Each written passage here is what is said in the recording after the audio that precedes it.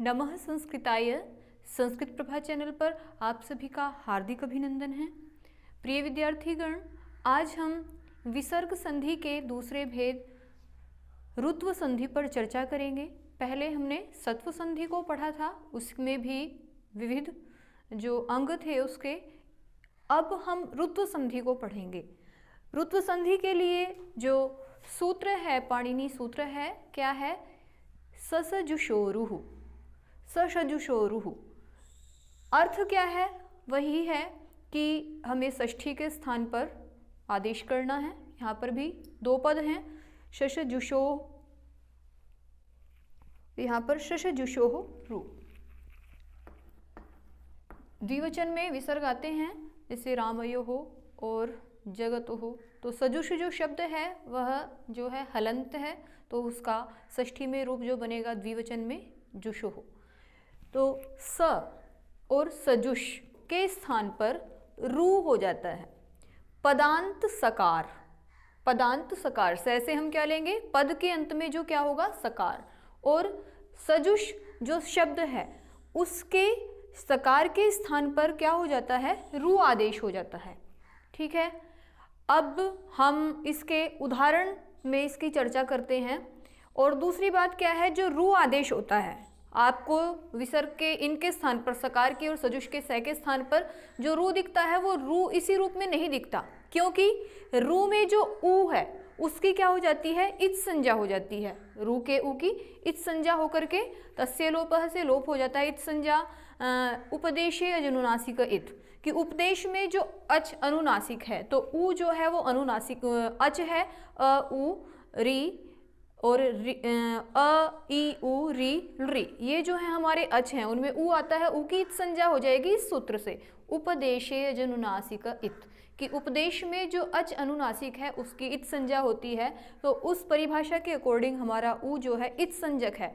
फिर उससे आगे सूत्र आता है, इन इत संज्ञक सूत्रों के बाद आता है सूत्र तस्य लोपः, कि तस्य अर्थात जिनकी इत संज्ञा हुई है उनका क्या हो जाता है? लोप हो जाता है। तो तस्य लोपे से उसका क्या हो जाएगा? लोप हो जाएगा ऊ का। तो क्या शेष बचेगा? फिर र में ऊ है तो र शेष बचेगा, र हलंत जो है वो शेष बचेगा। अब इस संधि के लिए जो हमें दूसरी बात याद रखनी है, मुख्य रूप से जो मेन पॉइंट है उसको देखें, कि जब र से ठीक पहले, जैसे हम उदाहरण को ले लेंगे, कविरयम उदाहरण को लेते हैं, कि जो ऋत्व का र शेष बचता है, यदि उससे पहले, ठीक पहले अ और रू के ठीक बाद में खर न हो। खर प्रत्याहार के वर्ण आपको पता है, हमने इससे पहले खर प्रत्याहार के वर्णों को लिया था, क ख च छ ट ठ और त थ प फ और श स स। तो वो वर्ण बाद में ना हो, र के बाद में ना हो, और ठीक पहले क्या ना हो? र से ठीक पहले अ ना हो, तो तब र को र ही रहता है। ठीक है, र को र ही रहता है, क्योंकि र को क्या होता है? विसर्ग भी होते हैं, जो मैंने आपको दिखा रखा है। अन्यथा खर वसानयोर विसर्जनीय सूत्र से विसर्ग हो जाता है र को। ठीक है, तो हम ऋत्व संधि पढ़ रहे हैं कि अभी विसर्ग पदांत स को क्या रहना है? र ही रहना है। तो र पर चर्चा करेंगे पहले, उसको बाद में लेंगे। कि जब र से ठीक पहले क्या नहीं होता? अ नहीं होता। तो हमारे इस उदाहरण में देखेंगे आप, कविस और अयम, कहा था कि पदांत सकार के और सजुष के सकार के स्थान पर। तो ये एक हमारा पद है कविस, तो पद के अंत में क्या मिला है हमको? स मिला है। तो कविस का स, और कहा था कि जो अब हम स के स्थान पर इस सूत्र से क्या करेंगे? र करेंगे, रू करेंगे। वही जो ऋत्व आदेश दे रखा है, रू किया, कवि रू अयम। फिर दूसरी बात हमने क्या पढ़ी थी कि रू के ऊ की क्या हो जाती है? इत संज्ञा हो जाती है। तो रू के ऊ की इत संज्ञा हो जाएगी, तो क्या रहेगा? कवि और र हलंत रह जाएगा, कवि र अयम। ठीक है, ये तीन बातें कि पदांत सकार, तो हमें विच्छेद करते हुए क्या मिलना चाहिए? पदांत सकार, कविस और अयम। दूसरी बात कि जो स के स्थान पर रू आदेश होगा, सशजुषोरु से जो रू आदेश होगा, उसमें जो ऊ है उसकी इत संज्ञा होगी। इत संज्ञा के बाद हम देखेंगे कि रे से ठीक पहले क्या नहीं होना चाहिए? अ। ह्रस्व अ, तो यहाँ पर क्या है, ई है, ठीक है। तो क्या रहेगा, र अपने ही रूप में रह जाएगा, ठीक है, रू आदेश हो जाता है। तो क्या होगा, र में अ मिल जाएगा तो कवि, और र में ए मिल गया रयम, कवि रयम, ऐसे बना रूप, ठीक है। और इसके उदाहरण देखते हैं, इसको और पक्का करने के लिए। पितुराज्या,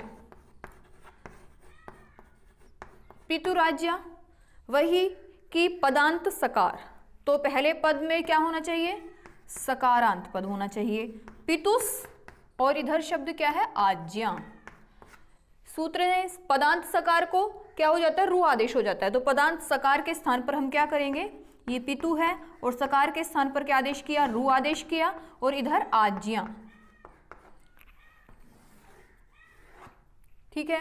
तो रू के ऊ की इच संज्ञा हो जाएगी, तो क्या शब्द बनेगा, पितु र और आज्ञा।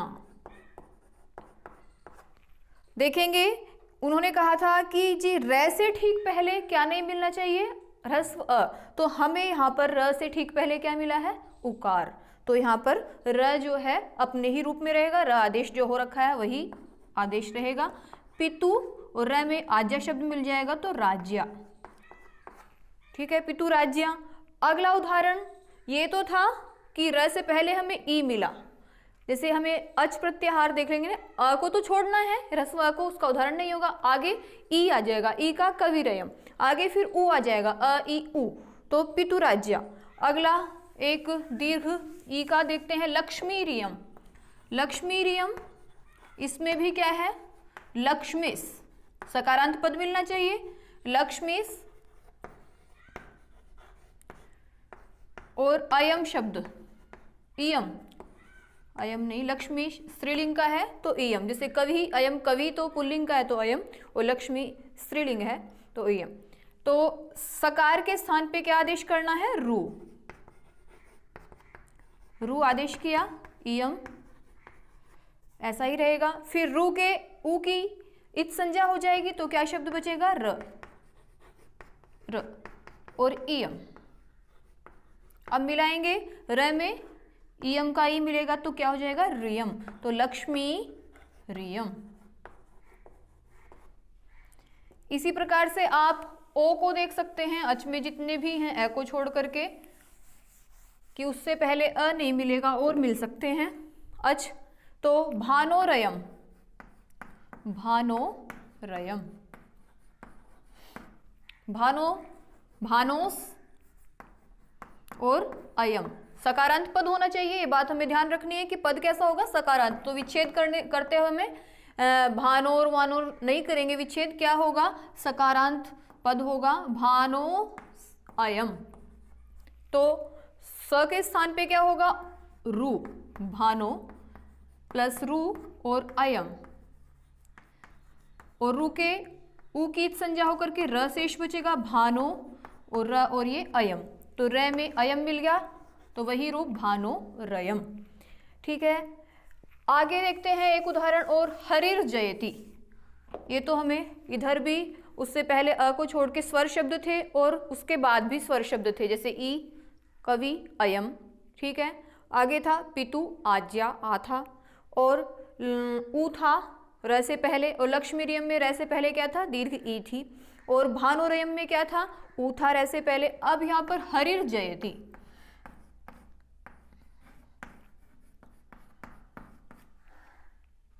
तो हरिर जयति, यहाँ पे क्या है, जयति, वही है हरिस और जयति। स को रू हो गया कि स से पहले हमें क्या मिलना चाहिए, इकार मिलना चाहिए, हरि और हरिर। आगे स्वर नहीं है, मिलेगा नहीं स्वर में, तो किस रूप में रहेगा, आधे रूप में रहेगा, तो ज के ऊपर हरिर जयति। ऐसे ही अन्य उदाहरण, बहुत सारे उदाहरण मिलेंगे। गुरोर भाषणम, गुरोस भाषणम, स को रू हो गया, रहेगा अब र बचा शेष, तो गुरोर और भाषणम, भ पे र हो जाएगा तो गुरोर भाषणम बन जाएगा।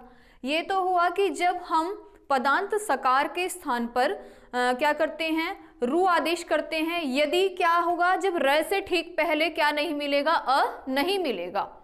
दूसरी स्थिति क्या है कि जब र से ठीक पहले क्या मिलेगा, अ मिलेगा, तो तब क्या होगा, उसको विसर्ग हो जाएंगे। खरवसानयो विसर्जनीय कि विसर्ग आदेश होंगे। तो इसके लिए हमने उदाहरण यहाँ रखे हुए हैं।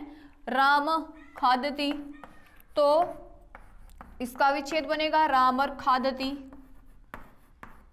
अब यहाँ र से पहले क्या है, अ है, ह्रस्व अ है, तो क्या हो जाएगा, यहाँ पर उसको विसर्ग हो जाएंगे। किससे, खरवसानयोर विसर्जनीय से। खरवसानयोर विसर्जनीय क्या, अवसान में और खर परे हो। तो यहाँ पर खर परे है, क और ख किस में आते हैं, खर प्रत्याहार में आते हैं, कि वर्ग के पहले दूसरे जो वर्ण होते हैं वो खर प्रत्याहार में आते हैं। तो रामः खादति, र को विसर्ग हो गए, किससे, खरवसानयोर विसर्जनीय सूत्र से, खर प्रत्याहार पीछे होने के कारण। और अवसान का उदाहरण क्या लेंगे हम, पुनर, जैसे पुनः शब्द है, तो इसमें क्या हो जाएगा, पुनर के र को इसी से क्या हो जाएगा, विसर्ग आदेश हो जाएगा। र को क्या हो गया, विसर्ग हो गया, तो पुनः। ऐसे ही उच्चैर, यहाँ पे भी क्या है, र है, र को विसर्ग होके क्या बनेगा, उच्च ही। ये पद का क्या है, अवसान है, तो वो इससे हो रखा है यहाँ पे, उच्च ही पुनरादि में।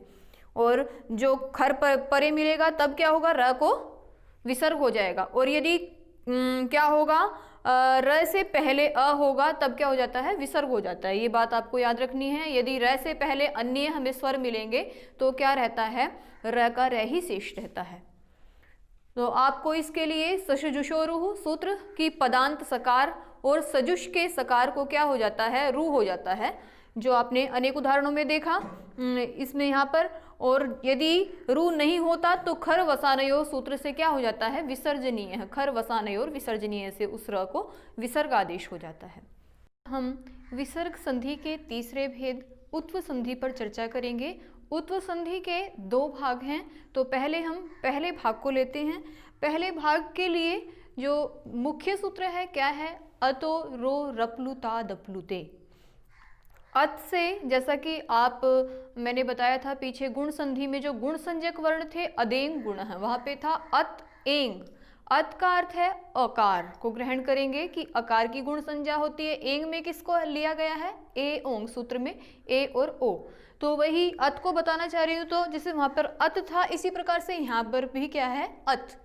तो ओ अत जो है वो हलंत था तकार, तो जब उसका पंचमी में रूप बनेगा तो क्या रूप बनेगा, अतः। जैसे जगत जगतः बनता है, ऐसे ही अतः बनेगा।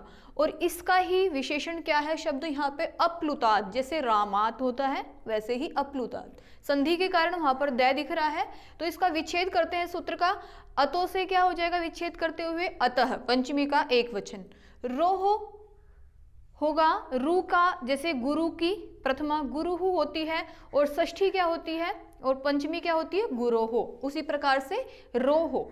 और आगे है अप्लुताद, रोहो अप्लुताद। अप्लुताद क्या है, वो भी पंचमी का एक वचन है, जैसे रामात वृक्षात गृहात। आगे है अप्लुताद अप्लुते, जैसे रामे गृहे, ठीक है, उसी प्रकार से अप्लुते। तो अब हम यहाँ पे लेंगे कि पंचमी जो सेम विभक्ति है कहाँ कहाँ पे वो विशेषण विशेष्य हो जाएंगे, जैसे अतः और अप्लुताद में पंचमी एक वचन है। रोहो क्या है, षष्ठी, जैसा मैंने बताया था कि षष्ठी के स्थान पर आदेश होता है। तो यहाँ पर है कि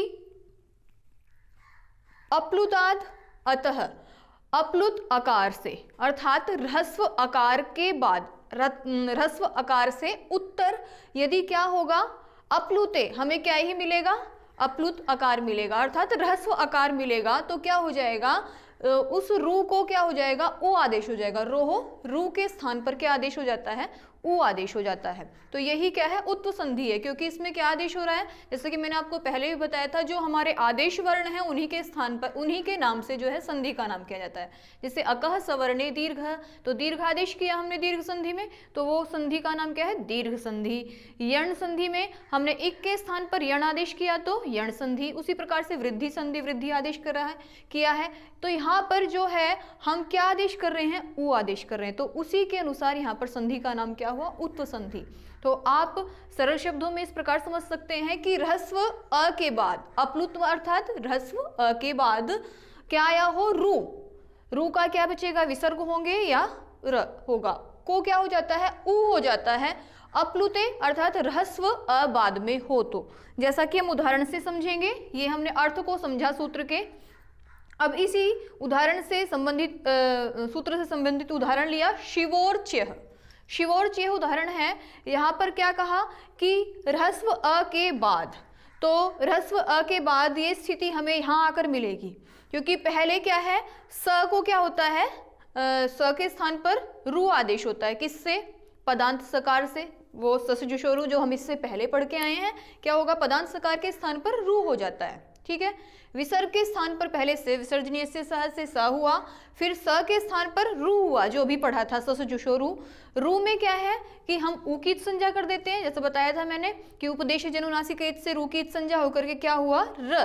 तो हमें ये स्थिति मिल गई। अब ह्रस्व अ के बाद र को, तो ह्रस्व अ के बाद हमें क्या मिला है, र मिला है। यहाँ पे व में क्या है, अ है, और उसके बाद क्या है, र है। ठीक है, बाद में ह्रस्व हो, बाद में ह्रस्व अ भी मिला है, अर्च्य का अ जो है वो क्या है, ह्रस्व अ है। तो ये स्थिति यहाँ पर घटित हुई है, सूत्र की जो स्थिति है वो यहाँ पर आई है। फिर उस र को ऊ हो जाता है, र के स्थान पर हमने इस सूत्र से क्या किया, ऊ किया। ठीक है, शिव ऊ अर्च्य।